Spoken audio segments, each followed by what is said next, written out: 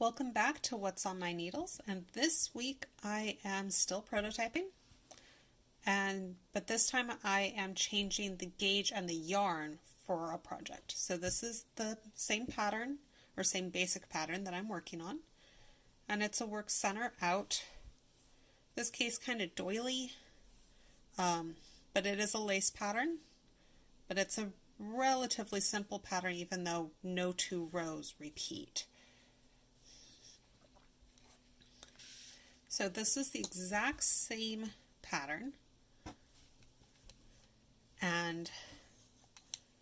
but this one is on much bigger needles. The one that you saw before was knit on size 3s. This is knit on size 9s.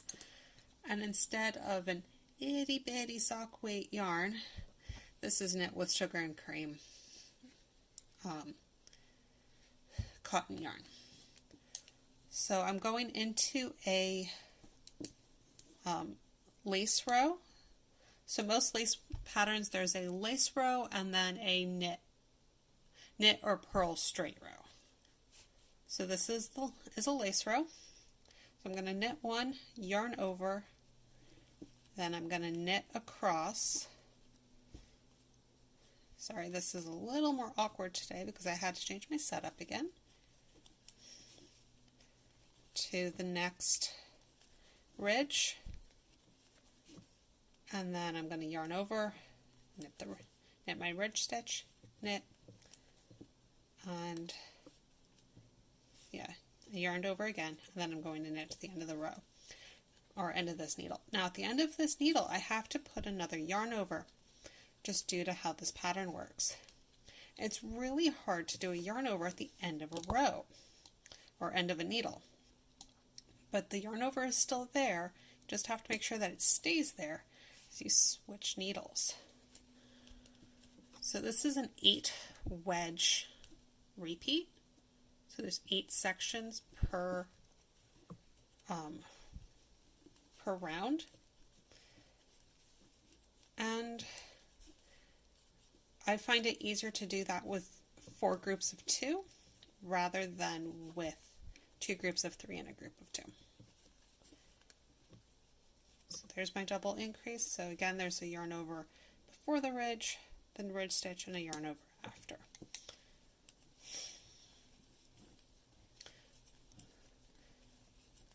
So this is a pattern I've been playing with for a little bit. I haven't fully decided what I want to do with it, which is why I'm still prototyping. This is hopefully going to turn into a market bag. If it does turn into a market bag later, and it is a product that I can bring to market, or bring to my Etsy store, then I will let you all know. So yeah, it's pretty boring for this row, but this is the basics of how to do this.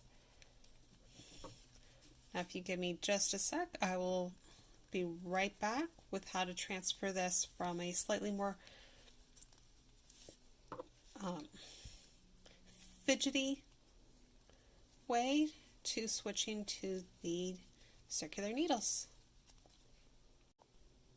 So I finished the round I was working on.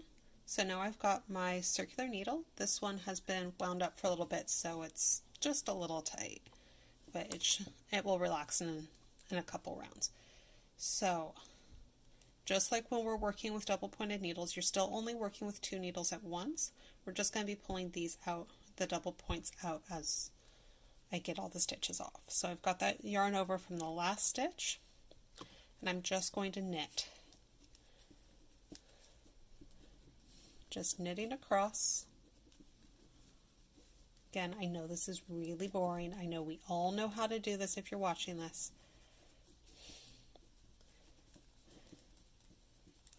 But it's just knit across, and got to be kind of careful as you're pulling things onto the cable part of the needle that you don't end up pulling too tight. But if you've gotten enough stitches onto the needle before it goes onto the cable, it should be okay. And instead of moving this needle that I just pulled out to be my working needle, I'm going to stick it to the side.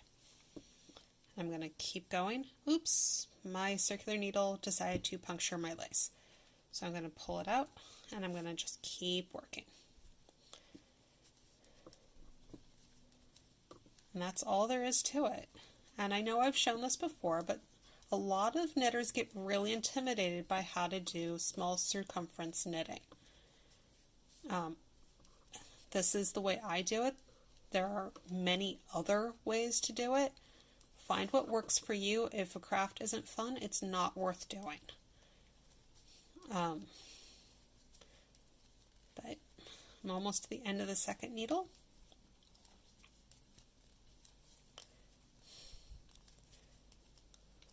And there we go. That one is out, so that one goes to the side.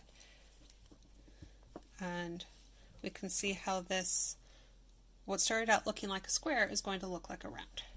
But I'm going to show you how this bigger gauge relates to the smaller one.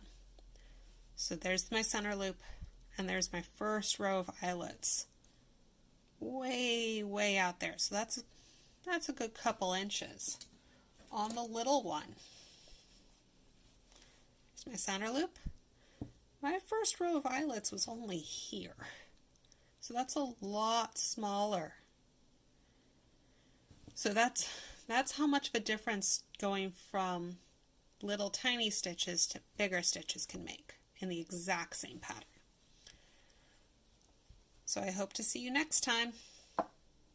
If you liked any of the products or patterns featured on this week's episode, they are available on Theatrical Crafts on Etsy. They are also available on Ravelry, also under Theatrical Crafts.